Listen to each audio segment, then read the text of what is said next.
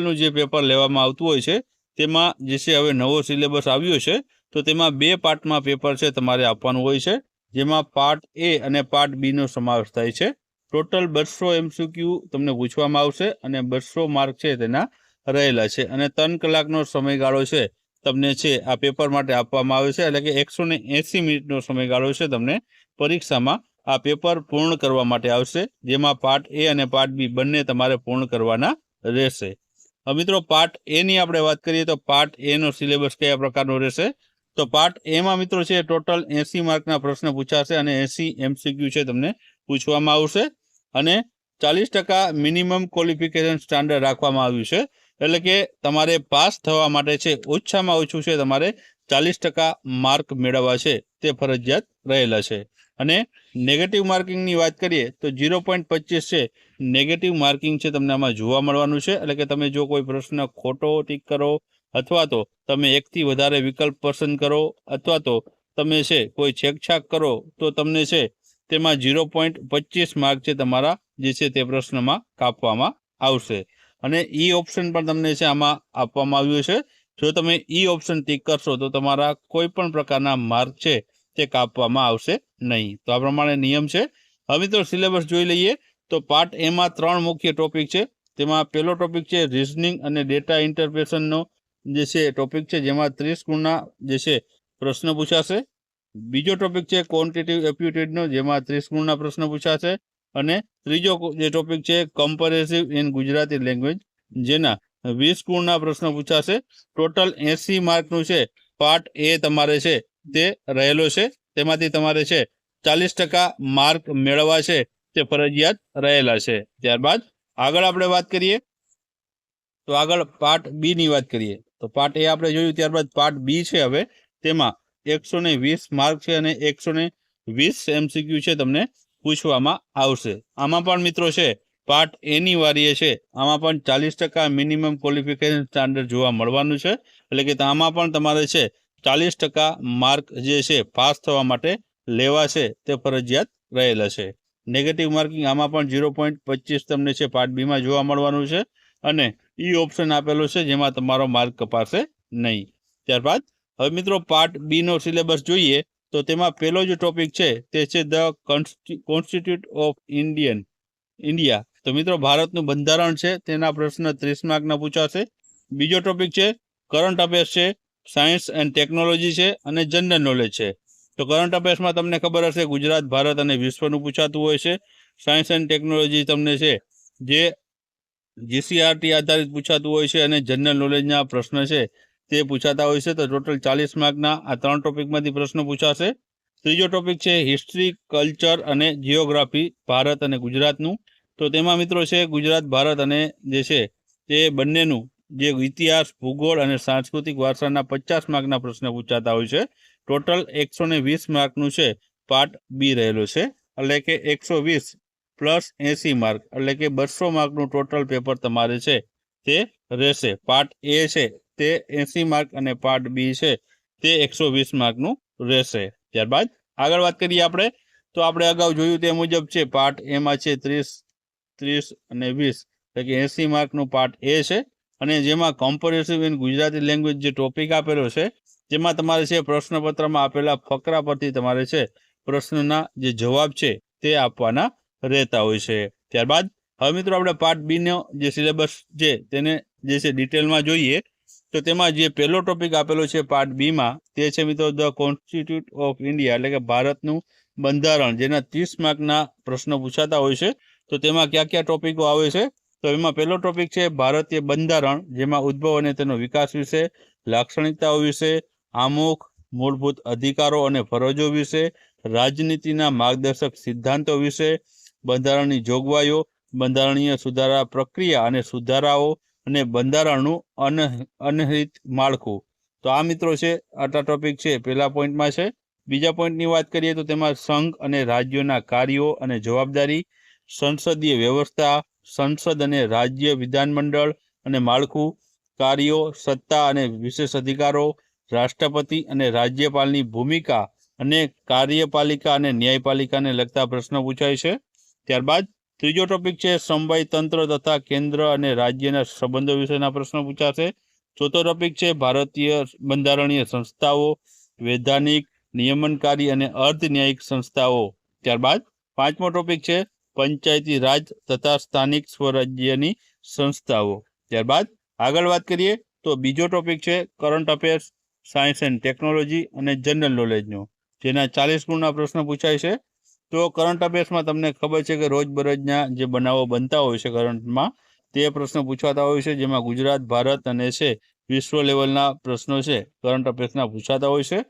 ત્યારબાદ બીજો ટોપિક એમાં છે વિજ્ઞાન અને ટેકનોલોજીનો, તો તેમાં રોજબરોજના વિજ્ઞાન અને ટેકનોલોજીના લગતા પ્રશ્નો પૂછાતા હોય છે, જેમાં આપણે જોઈએ તો ખાદ્ય સામગ્રીમાં પ્રાપ્તિ સ્થાન અને આહારના ઘટકો, પાક ઉત્પાદન અને વ્યવસ્થાપન, અન્ન સ્ત્રોતોમાં સુધારણા. બીજો ટોપિક છે સજીવોના લક્ષણો, સજીવોમાં વિવિધતા, પોષણ, અનુકૂલન, સજીવોમાં વિવિધ અંગો અને તંત્રો અને સજીવોનું સંરક્ષણ. ત્રીજો ટોપિક છે આપણી આસપાસ થતા ફેરફારો, જેમાં ભૌતિક અને રાસાયણિક ફેરફારો.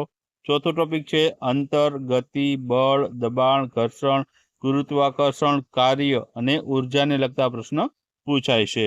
પાંચમો ટોપિકની વાત કરીએ તો વિદ્યુત અને પરિપથ, વિદ્યુત પ્રવાહ અને તેની અસરોને લગતા પ્રશ્ન છે તે પૂછાતા હોય છે. ત્યારબાદ આગળનો ટોપિક જોઈએ, આગળ વાત કરીએ આગળ તો છઠ્ઠા નંબરનો પોઈન્ટ છે કુદરતી અને કૃત્રિમ રેસા, કાપડ અને પ્લાસ્ટિક. સાતમો ટોપિક છે એસિડ, બેઝ અને ક્ષાર. આઠમો ટોપિક છે ચુંબક, ઉષ્મા, ધ્વનિ, દહન, ધાતુ, અધાતુ, કોલસો અને પેટ્રોલિયમ. નવમો ટોપિક છે સૂક્ષ્મજીવો, સ્વસ્થ શરીર, રોગ અને તેના કારણો. 10મું છે હવા અને તેનું બંધારણ, પવન, વાવાઝોડું, ચક્રવાત, હવામાન અને આબોહવા અને હવાનું પ્રદૂષણ. 11મો ટોપિક છે પાણી અને તેના પ્રાપ્તિ સ્થાનો, જળચક્ર, અતિવૃષ્ટિ, અનાવૃષ્ટિ, જળ સંગ્રહ, જળ સંરક્ષણ અને જળ પ્રદૂષણ. 12મો ટોપિક છે કચરાનો સંગ્રહ અને નિકાલ. 13મો ટોપિક છે ભૂમિ, જંગલ અને તેનું મહત્વ, કુદરતી સ્ત્રોતો, ઉર્જાના સ્ત્રોતો, જૈવ ભૂ રાસાયણિક ચક્રો. ત્યારબાદ 14મો ટોપિક છે તારાઓ અને સૂર્યમંડળ. 15મો ટોપિક છે પર્યાવરણ અને તેને જાળવણી, પ્રદૂષણ અને તેનું નિયંત્રણ. ત્યારબાદ આગળનો ટોપિક છે તે છે હિસ્ટ્રી, કલ્ચર અને જિયોગ્રાફી. એમાં ઇતિહાસ, સાંસ્કૃતિક વારસો અને ભૂગોળ ગુજરાતનું અને ભારતનું, જેના 50 ગુણના પ્રશ્ન છે તે પરીક્ષામાં પૂછાવાના છે. તો તેમાં કયા કયા ટોપિકો છે તે જોઈ લઈએ. તો પહેલું છે સિંધુ ખીણ સભ્યતા, બીજું છે વૈદિક યુગ, ત્રીજું છે જૈન અને બૌદ્ધ ધર્મ, ચોથું છે ગણરાજ્યો અને પ્રથમ મગધ સામ્રાજ્ય, પાંચમું છે મધ્ય એશિયા સાથેના સંપર્કો અને તેના પરિણામો. ત્યારબાદ આગળ આપણે વાત કરીએ તો છઠ્ઠું છે હરિઅંક, નંદ, મૌર્ય, શુંગ, કર્ણવ, શક, કુષાણ, સાતવાહન, ગુપ્ત, હર્ષવર્ધન, પલ્લવ, ચાલુક્ય, ગુર્જર પ્રતિહારો, ચોલ, પાલ, દિલ્હી સલ્તનત, મુઘલ સામ્રાજ્ય, વિજયનગર સામ્રાજ્ય, મરાઠા તથા અન્ય ભારતીય રાજાઓ તથા રાજવંશો અને તેના શાસકો, તેના વહીવટી તંત્ર, આર્થિક સામાજિક પરિસ્થિતિ, ધર્મ, સાહિત્ય, કલા અને સંસ્કૃતિનો સમાવેશ થાય છે. સાતમો ટોપિક છે ભારતમાં યુરોપિયન વેપારી કંપનીઓનું આગમન તથા સર્વોચ્ચતા માટેનો તેનો સંઘર્ષ. આઠમો ટોપિક છે ભારતમાં કંપની શાસન જે આવ્યું છે તેના લગતા પ્રશ્ન. નવમો છે 1857નો બળવો અને ભારતમાં બ્રિટિશ તાજનું સીધું શાસન. 10મો ટોપિક છે ભારતની સ્વતંત્રતા માટેની ચળવળ તથા સ્વતંત્ર પ્રાપ્તિ તથા આઝાદી પછીનું ભારત. ત્યારબાદ 11મો ટોપિક છે 19મી અને 20મી સદીમાં ભારતમાં ધાર્મિક અને સામાજિક જે સુધારણા આંદોલનો થયા છે તેને લગતા પ્રશ્નો. 12મો ટોપિક છે ગુજરાતના રાજવંશો અને તેના શાસકો, વહીવટી તંત્ર, આર્થિક સામાજિક પરિસ્થિતિ, ધર્મ, સાહિત્ય, કલા અને સંસ્કૃતિને લગતા પ્રશ્નો પૂછાશે. ત્યારબાદ આગળ વાત કરીએ તો ગુજરાતની અને ભારતની ભૂગોળમાં કેવા પ્રશ્નો પૂછાશે. તો પેલું છે સામાન્ય ભૂગોળ, તેમાં સૂર્યમંડળના ભાગરૂપે પૃથ્વી, પૃથ્વીની ગતિ, સમય અને ઋતુની વિભાવના,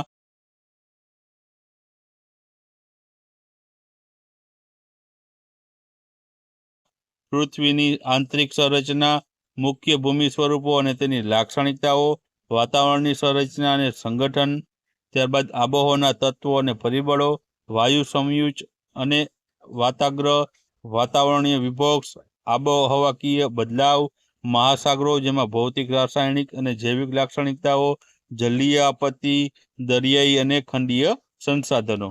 ભૌતિક ભૂગોળની આપણે વાત કરીએ તો તેમાં છે તે મુખ્ય પ્રાકૃતિક વિભાગો ભૂકંપ, ભૂસ્ખલન, ચક્રવાત, પૂર તથા અન્ય કુદરતી આફતો, વિવિધ આબોહવા પ્રદેશ, કુદરતી વનસ્પતિ, રાષ્ટ્રીય ઉદ્યાન અને અભયારણ્ય, જમીનના મુખ્ય પ્રકારો, ખડકો અને ખનિજનો સમાવેશ થાય છે. ત્યારબાદ આગળ વાત કરીએ તો આગળ છે મિત્રો સામાજિક ભૂગોળ, જેમાં વસ્તી વિસ્તરણ, વસ્તી ઘનતા, વૃત્તિવૃદ્ધિ, સ્ત્રી પુરુષ પ્રમાણ, સાક્ષરતા, જનજાતિઓ, નૃજાતિ સમૂહ, ભાષાકીય સમૂહનો સમાવેશ થાય છે. ત્યારબાદ ચોથો ટોપિક છે આર્થિક ભૂગોળ, જેમાં અર્થતંત્રના મુખ્ય વિભાગ, કૃષિ, ઉદ્યોગ, સેવાઓ અને તેમની મુખ્ય લાક્ષણિકતાઓ, પાયાના ઉદ્યોગ, કૃષિ, ખનિજ, જંગલ, ઈંધણ એટલે કે બળતણ અને માનવ શ્રમ આધારિત ઉદ્યોગો અને પરિવહન અને વેપારને લગતા પ્રશ્નો પૂછાશે. અને પાંચમો ટોપિક છે વર્તમાન પ્રવાહોના સંદર્ભમાં ભૂગોળના પ્રશ્ન પણ પરીક્ષામાં તમને જોવા મળે છે. ત્યારબાદ સાંસ્કૃતિક વારસાની આપણે વાત કરી લઈએ તો સાંસ્કૃતિક વારસામાં કયા પ્રકારના ટોપિકો આવી શકે તો તેમાં પહેલો ટોપિક છે ભારત અને ગુજરાતનો જે સાંસ્કૃતિક વારસો, જેમાં કળા સ્વરૂપો, સાહિત્ય, શિલ્પ, સ્થાપત્ય, સંગીત અને નૃત્ય ઇત્યાદિનો સમાવેશ થાય છે. બીજો ટોપિક છે ભારતીય જીવન પરંપરાઓ, મેળાઓ, ઉત્સવો, ખાણીપીણી, પોશાક અને પરંપરાઓનો સમાવેશ થાય છે.